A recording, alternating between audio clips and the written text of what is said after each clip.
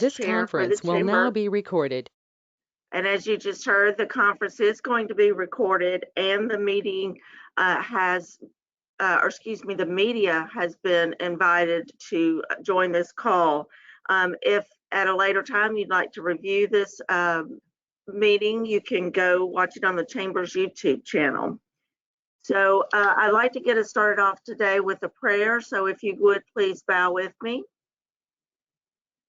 Most gracious Heavenly Father, we come to you into your presence, Father, and we're so thankful for the blessings you give us every day. God, we know that everyone's struggling with so many issues right now: COVID, finances, changes in our leadership, and God, I just pray that we can come together as a country, as a city, and be as one to make this a better place to live, a better place for families. But God, and most importantly, we want to glorify you in what we do and what we say. And God, I ask your blessings on this meeting today. I pray that your blessings upon each one attending. We ask all these things in the sweet name of Jesus. Amen. All right. Thank you, everybody. Welcome. And at this time, I'm going to turn it over to Kelly. Good morning, everyone. I'm Kelly Augustine with the Nacogdoches County Chamber of Commerce. Glad you could join us today. We have a lot going on in the chamber. A few events I'd like to point out to you. We've been doing a lot of great celebrations with our business and chamber members through Facebook live stream. In fact, we have an event tomorrow at a new Nacogdoches business, East Texas Tan. That's going to be at 10 a.m. in the morning, and he's actually kicking off a full weekend of promotional events, fun stuff, so keep an eye out for that. And then on Tuesday, February 2nd, we'll be at our local Dairy Queen. They are celebrating new ownership and new management, and they're just ready to kick off 2021 the right way, so I'm glad they're including the chamber in that. And then later in February, on the 11th, we'll be with a new downtown business, the Rusty Spur. That is a wonderful boutique with clothing and home goods, very unique, as many of our downtown businesses are. So look for that. And again, all these are Facebook Live. So if you just go to the Chamber's Facebook page, you can find those events, click that you're interested or you're going, and it'll just pop up for you. So you don't have to worry about remembering when to watch for that. Also recurring throughout February, the wonderful Nacogdoches Chamber Stakeholder Conference call will continue on Tuesday mornings at 10 a.m. And we have some special guests already set up for the upcoming ones, including the normal wonderful community leaders that will be giving their updates. So this coming Tuesday, February 2nd, we will have a representative from the Family Crisis Center of East Texas talking about human trafficking. And then on the following Tuesday, we will have a representative from Burke. And I'm sure we'll hear more about health care in our area, mental health care. So again, look for those. And just like this event, they will be posted on the Chamber's YouTube channel too, so you can go back and watch those. We have two exciting member mixers, or excuse me, networking events. We do have the member mixer at Harley-Davidson, Lumberjack Harley-Davidson out on the West Loop. That's going to happen on February the 25th. It is business after hours. It will be safely coordinated with Lumberjack Harley, so please join us if you can from 5 to 7. And then McWilliams & Son Heating and Air, if you want to give a wave, Darla. They will be hosting us on February 18th, again a Thursday, from 5:30 to 7 at their location on the West Loop. And I'm sure they're going to have some good refreshments and door prizes and show off. I see you have the Armada logo on your shirt, Darla, that wonderful new product line that McWilliams & Son is offering. So we look forward to hearing more about that. I do want to bring your attention to our Leadership Nacogdoches class. They have chosen their community service projects, and they actually have two organizations they're partnering with this year. They are going to work with our Boys and Girls Clubs of Deep East Texas, as well as Nacogdoches Hope, which is helping other people eat. So both projects will have a nutrition and education factor in them. They have fundraising efforts in mind. So if I'm looking into your future, I feel like you're going to be contacted by one of the class members to see if you'd like to support their class and those wonderful community service projects with a donation. We have a special announcement for you, and this is really targeted to our small businesses, which are so important for our community. There are some wonderful resources available to small businesses now, free of charge through the Small Business Development Center. They're a chamber member. We have all the contact information here at our office. But along with navigating through this new second round of stimulus funding, the PPP program, they also have additional experts ready to talk to you about things like marketing, financial planning, human resources, those kind of management topics that a lot of small businesses might have questions about. You can actually have a conference or a consultation with an expert about that, again, free of charge. So please, I encourage you to go to nacogdoches.org, check out the chamber news, check out our event calendar to keep up with what we're doing and others in the community. And before I mute myself again, I do want to point out and welcome our new chamber members that have joined since our last Eggs and Issues program. They are Coldwell Banker Blueberry Realty, Martha Rogers, Dairy Queen, Dickie Doos Barbecue, Whole Again Counseling and Wellness, East Texas Tan, and Dynamic Workforce Solutions. So when you see those folks around town, please say thank you for being a part of our Chamber of Commerce. And I hope you all have a great day.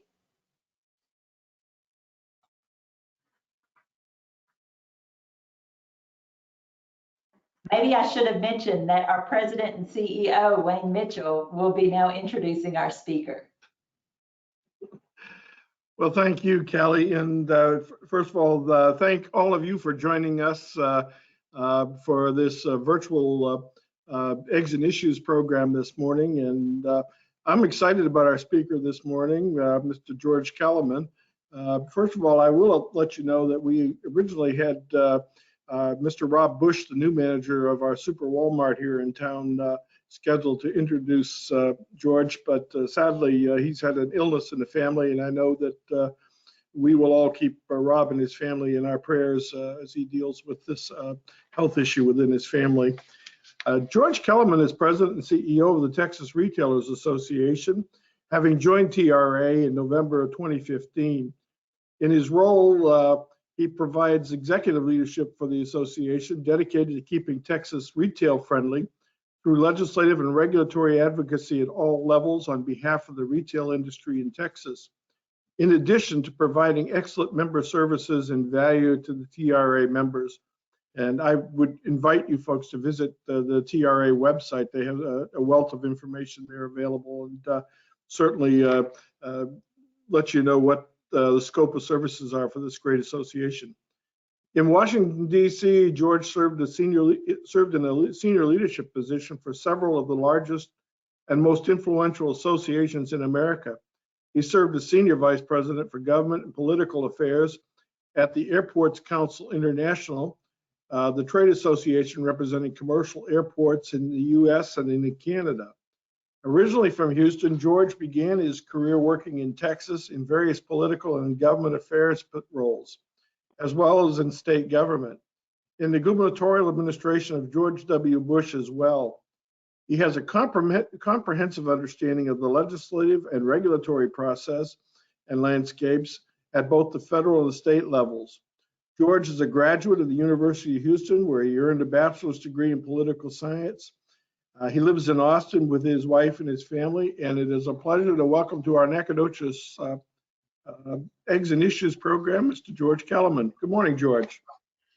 Good morning, Wayne. Thank you, and pleasure to be with you all this morning. Thank you for the kind introduction and the plug of TRA. I always have to start these opportunities with telling folks what the Texas Retailers Association is. We represent the entire retail sector in Texas, I guess with the exception of convenience stores. We are all the grocers, large and small, all of the traditional retail, soft goods retail, again, from the small mom and pop shops all the way to the largest brand names that you see every day. You mentioned Walmart. You know, definitely thinking about Rob, and Walmart's a great member of ours, as are a lot of the large, big box companies as well.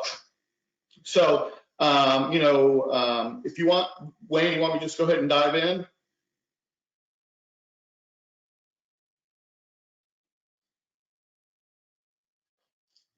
Go right ahead, George. Okay, great. We welcome the opportunity to visit with you all today. And obviously, if you're a retailer or you know a retailer, TRA is here for you. We're the voice of Texas retail, and we always, as Kelly was mentioning, the new members to the Nacogdoches Chamber, we're always in membership mode as well. So if you're a retailer or you know of a retailer, send them our way. It's a great value to join TRA, and obviously we feel like we represent the industry very, very well at the local, state, and federal levels, in addition to providing folks some real membership value through their ability to connect with retailers from around the state. So that's my plug for TRA, and we're always open, as Wayne mentioned. Check our website. Feel free to reach out to any of us on our team. We'll be happy to visit with you. Today I was asked to talk a little bit about, in a general sense, what the impact of COVID-19 has been on the members of TRA and the retail industry in general, not only during these first almost 11 months of the pandemic, but also looking ahead during this Texas legislative session that just kicked off earlier this month. So I guess I'll start sort of with the bullets that Wayne provided, how the upcoming Texas legislative session may impact our retailers. I think for us, the biggest issue is always, as Wayne mentioned in my intro, our goal is to keep Texas retail friendly. So it's very pro-business, very much very similar to the chambers and many of the issues that you all advocate for on behalf of your membership and your businesses in your part of the state. Keeping the regulation low and manageable and unburdensome, and keeping the taxes fair and low as well. And so I think as we enter this session, knowing how difficult it's going to be for a whole bunch of reasons, the least of which is being able to physically be at the Capitol. We know that that's possible, but it's very, very cumbersome. It's going to be interesting to see how the members of the legislature and the leadership kind of gets and shepherds us through this session. But obviously, finances are going to be a big deal. There's a state shortfall in the budget that they're going to have to make up, and then and obviously that's tied to COVID-19, and then the recovery and the relief from COVID-19. So all of those are very interwoven. They're very much a part of what we have in mind and what we're going to be watching for and engaging on. I will say this, and what we and nothing I'm saying is in public. We sent up a letter of our legislative priorities to the legislature and to the state leadership on the first day of session on January 12th. So everything I'm saying is in accordance with that, because I know there may be some media folks on. But our focus is being able to make sure that in the legislature's effort to provide relief or find extra money or whatever it might be as it relates to the impacts of COVID-19, that the retail industry, among other industries that may be perceived as doing well, aren't automatic targets. Yes, no doubt about it, a good percent of our membership was deemed essential by the Department of Homeland Security, CISA, and I think all of you are familiar with the designation of essential services or industries and non-essential. I would say the split for us was probably about 65-70 essential and 35-30 non-essential. And so what that means is all of the folks, all the companies and services and retailers from our perspective that were deemed essential stayed open, and we're allowed to stay open. We're allowed to serve their communities, and you all know who those are. It's primarily the grocers, the home goods stores, the lawn and service stores, all the stores that you saw open. However, even though they stayed open, and even though obviously they had good second quarter, third quarter, fourth quarter, probably better than they normally would during those parts of the year, it came at pretty significant expense. First, we had to retrofit. Every one of those stores had to retrofit to create healthy and safe shopping environments and workplaces for their employees. That came at pretty significant cost. With all of the plexiglass that you've seen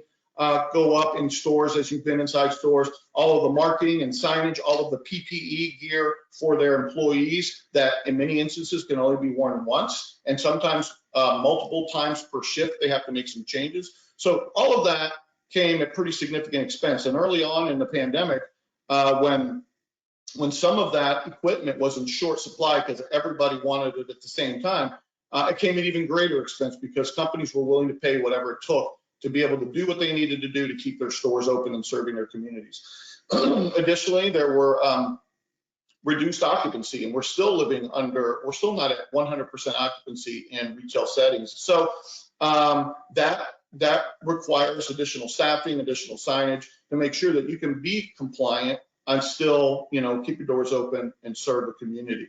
And so that's the story we're telling to legislators is, don't automatically assume that there's a huge resource for extra funding from necessarily the retail industry or industries or parts of the economy that were deemed essential and stayed open, because it took a lot of work and a lot of expense to keep those doors open. And we're talking about an industry that was already 1 to 1.5% profit margin at best anyway under normal circumstances.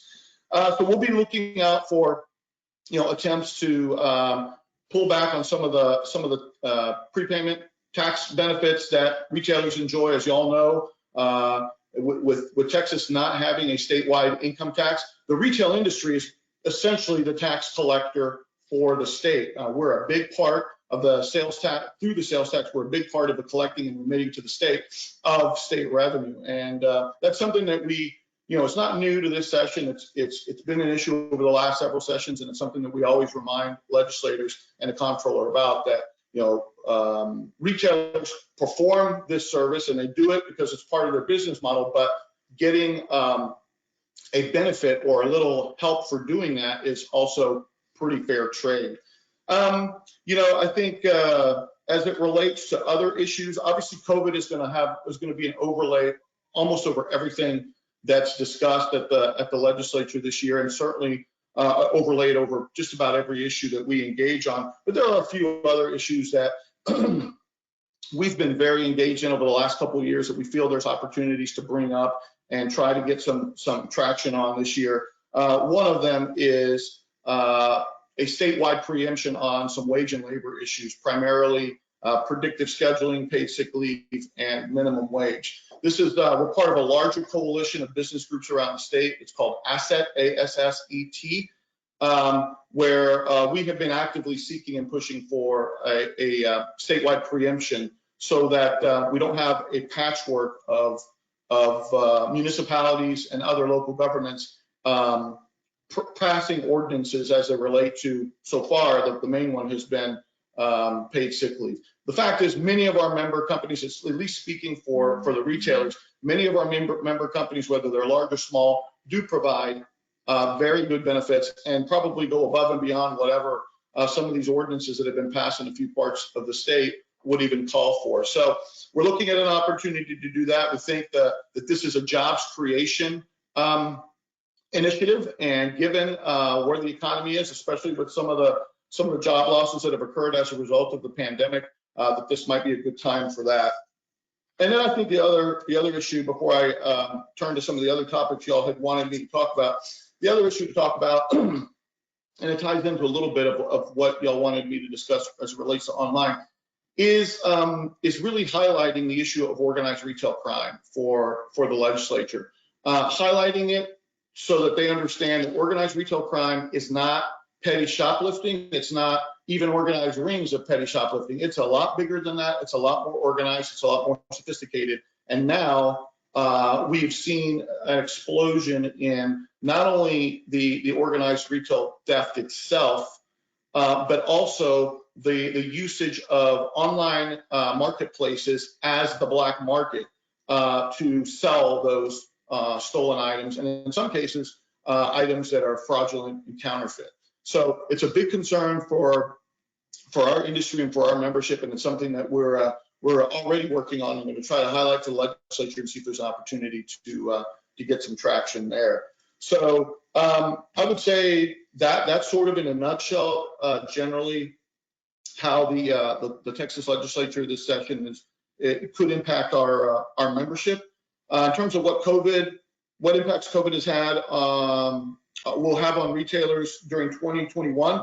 Hopefully it'll be an improving situation. Obviously, the first couple of months were really tough, particularly for those retailers that were deemed non-essential. So your clothing stores, your department stores, your jewelers that, basically had to shut down or be practically shut down for 6 to 8 weeks. So thankfully, they've been able to be open since about midsummer and have steadily been able to increase their occupancy. So our hope is that as the vaccine takes more hold, more people get vaccinated, that the opportunity that we don't see a drop off from where we are now and maybe have been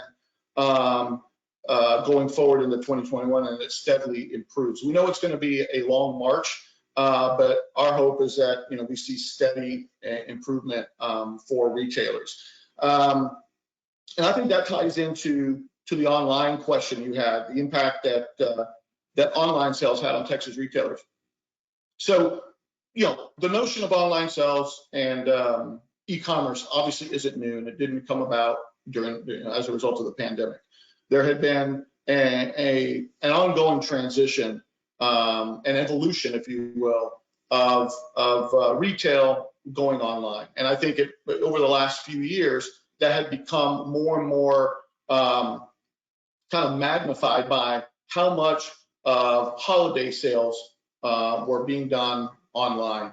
So that was always a barometer of just how entrenched online sales were. I think when the pandemic hit, it really kind of accelerated the whole realm of e-commerce. Simply, much beyond companies having a website, much more beyond simply, obviously, the holiday period.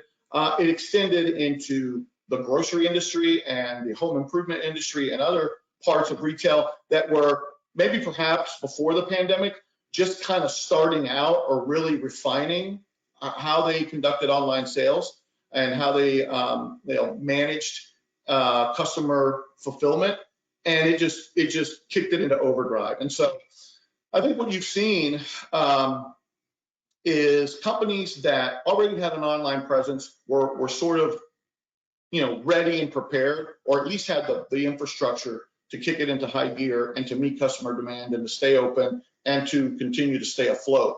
And that goes for essential and non-essential. Obviously, the essential companies had a little bit of an advantage because they could stay open and basically operate at full capacity, if not capacity inside their stores, full capacity in terms of ability to fulfill. I think for smaller retailers and those that were deemed non-essential, if they had the ability, already had a presence online, it definitely gave them an advantage. And I think what we've seen there is the stores that had some sort of a digital component, even if they couldn't actually process sales online, but they were connected to their customers and to their communities digitally. They had a good website. They were doing a lot of e-blasts. They had the ability, they were on social media. They had the ability to make that connection and have a back and forth connection with their customers. In some cases, that allowed, I'm talking about your single store operator kind of shops, that allowed them to stay in business. That allowed them to keep folks employed and keep sales going. And they just, I think we saw a lot of creativity. I think we saw a lot of innovation. Because folks realized that it was this or nothing, and obviously for a lot of shop owners, nothing was not an option. So I think online sales have, they were here to stay to begin with. That evolution, as I mentioned, was already taking place. I think the pandemic has cemented that in a way that I don't know that we could have predicted, year and a half, 2 years ago, in terms of just how innovative and how prevalent the ability to sell online would be for retailers all up and down the spectrum, from your small, one store owner, or in some cases where shops undid themselves of their physical footprint and became 100% digital. So again, they could stay in business, all the way through your big large brands that we all know and shop at. So that's all here to stay, and I think the examples we've seen through the pandemic will only fuel the innovation and the creativity in that regard. But having said all that, the line we used to use before the pandemic in describing the evolution was, it's a balance, that the companies that do it well have found and struck that balance between their online presence and their physical brick and mortar presence. And they've struck the balance of how they communicate with their customers, how they stay relevant with their customers, and how they get them into stores, either physically or digitally, or a combination of both. Obviously, with occupancy limits during the pandemic and social distancing and all the other things that we're dealing with, that balance is probably skewed a little bit, more towards the online, just for probably ease and comfort and safety. But I think as we, eventually emerge out of the pandemic and people feel safe, you'll start to see that balance kind of come back into a more equitable balance. And it'll be those companies, again, large and small, that if they can strike that balance, they're going to be the ones that continue to succeed, to thrive. I think the Christmas season or the holiday season this last year, even in the middle of the pandemic, probably gave us a really good indicator of what that looks like. Obviously the holiday season was isolated to, let's just say a 3.5, maybe 4 week period. But I think it was really surprising to see how much foot traffic retailers actually got during this pandemic. Perhaps, the weather, just speaking for Texas in general, perhaps the weather being good and made people get out was a factor. The fact that the vaccine had just rolled out and been announced, perhaps, gave people some optimism. And people that were employed, probably it looks like they had saved a lot of money, because they were staying at home, they weren't spending money to commute, gas bills. So you saw some people have some disposable income in a general sense, and so that facilitated that. But I think the whole experience of the holiday shopping season here at the end of 2020 gave us an indicator of, okay, this is what this could look like on a much bigger scale once we emerge from the pandemic. I think those were all the issues that Wayne, that you had put on your list that you sent me. So let me stop there, and happy to take any questions. Well, first of all, thank you, George. That was a great overview. I'm fascinated to learn more about the organized retail crime issue at some point, and that might be a program that we could explore in the near future, and see if there's a role for chambers to play to help assist you folks in addressing that complex issue. George, can I ask if you folks have an initiative associated in the legislature that would help assist businesses with liability protection as it relates to COVID? Yeah, thank you for bringing that up. So obviously the bulk of our legislative activity until now has been at the federal level. We were very engaged on the CARES Act that passed last spring. We were very engaged with all the pieces of legislation that made their way through one house or the other during the remainder of the year, and then ultimately with the final COVID relief bill that passed at the end of last year. And liability protection for essential businesses has been a huge, huge priority of ours, trying to get it passed at the federal level. Last fall, when it became pretty clear that that probably wasn't going to happen, at least before the end of the year. A group of ours, a group got together, spearheaded by the Texas Civil Justice League and the Texas Business Roundtable, of which we're a member, and I believe TAB, the Association of Business, is also a member, working on a state version of liability protection for essential industries. And so it is a big priority of ours. It's part of our bucket of items that we're working on as part of COVID release. There's not, I don't know if there's a bill out yet. I believe it's about to be released, but we've been working very diligently since the fall, behind the scenes with state leadership. And then when Representative Dave Phelan was identified as the new incoming speaker, we were quick to meet with him. And so we believe it's high on the priority of the state's leadership, Lieutenant Governor, the Speaker, and the Governor, and also several key members of the legislature. So the answer to that's kind of a long-winded answer to your question, but the answer is yes, and it is a big priority of ours, as it is for, I would say, the entire business community at the state level. Thank you, George. I've noticed recently there seems to be at least a lot of media devoted to companies reorganizing, especially retailers, and going in through Chapter 11 bankruptcy protection and whatnot. At the same time, I will tell you on the local level here, we have seen not quite as much activity on the second round of the PPP loans. Is that something that collectively we should all be promoting to get businesses to seek alternatives to help stay in business in this? It just doesn't seem like the second round here is as active as what we dealt with last spring. Yeah, I think you're right. I mean, that's what we've noticed too here.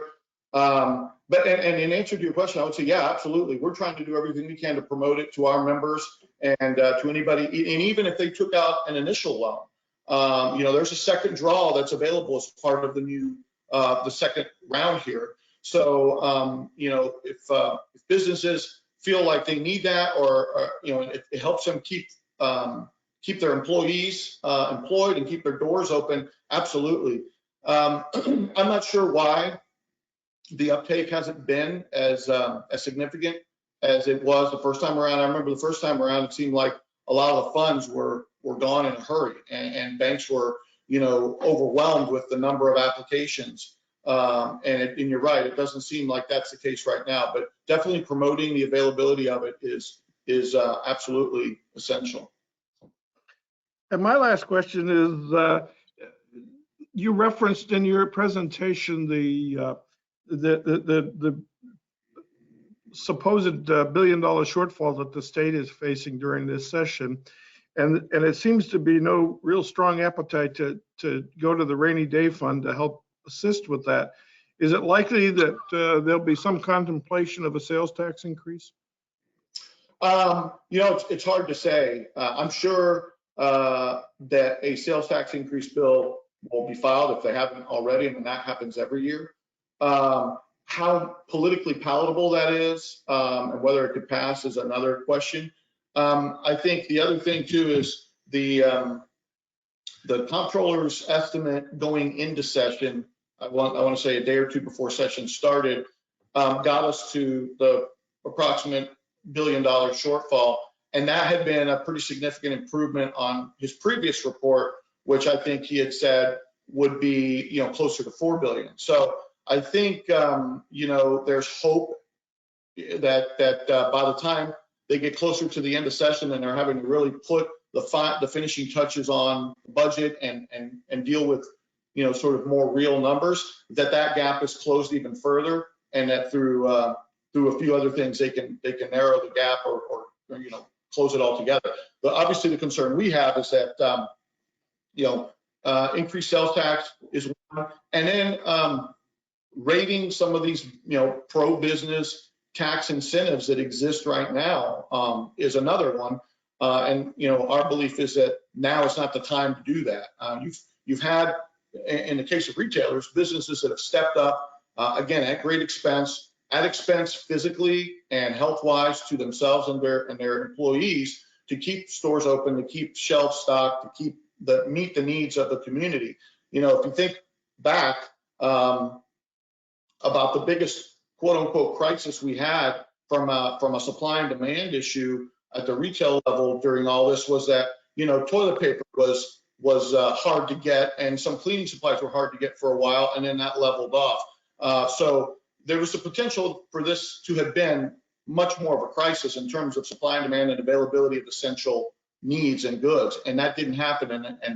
And we feel like that's a testament to the retail community, to our distribution networks and systems, and to our suppliers to be able to quickly ramp up, and with the work of the associations to cut through a lot of red tape and waive a lot of regulations to be able to facilitate the fact that when people either went online and shopped for their essential items, they got them, or if they walked into a store and they shopped for their essential items, that they were there. So all that to say that we don't believe now's the time to all of a sudden say to retailers, thanks for all this great work y'all did and keeping all of us fed and meeting our needs. Oh, here you're some of the incentives that you receive for being the sales tax collector for the state, as one example. We're gonna go ahead and scale that back.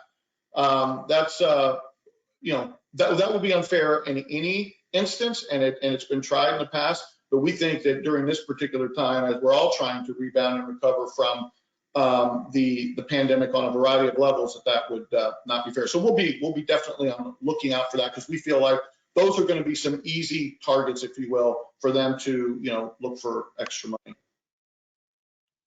Thank you, George. Any other questions of Mr. Kelemen from the participants? Just unmute your microphone and ask your question, please. I have a question. I was recently in one of our larger retailers and noticed that they only have one register open in the store, and it looks like there's only 2 or 3 employees in the entire store. There's only one point of entrance into the building, but because of the lower sales and obviously having lower number of employees working, are you seeing that jump in the retail theft, or are the criminals staying home too? You know, it's hard to say. I can't speak for that particular retailer. It really depends. I'm from a industry-wide perspective, not only nationally but certainly here in Texas. Many of the retailers that were deemed essential were on a hiring spree and continue to be, and certainly staffed up for the holidays, because where there may not be a you know, necessarily increased foot traffic because of occupancy limits or concerns about contracting the virus, with the employees that you may not see on the floor, they're in the back stocking all the online orders. And so, because they're having, you know, they're under incredible time pressures to meet those orders, to meet those needs and demands that the customers order online. So there's maybe a little bit of a shift in not so much the numbers of staff, but probably sort of where they're deployed. To answer your question about ORC, you know, I haven't heard anything about the pandemic sort of, or the impacts of the pandemic sort of lending themselves to facilitating for easier theft. We just believe that over time, even before the pandemic, these organized retail crime rings have just become much more sophisticated in how they operate, how they steal the goods, and then obviously how they disguise themselves to sell them using online platforms as their new black market. So it's, you know, there may be some instances where, you know, in some places they see easier targets, if you will, but it's also generally that they've just become much more sophisticated in how they operate. Thank you. Mm-hmm. Any other questions of Mr. Kelemen?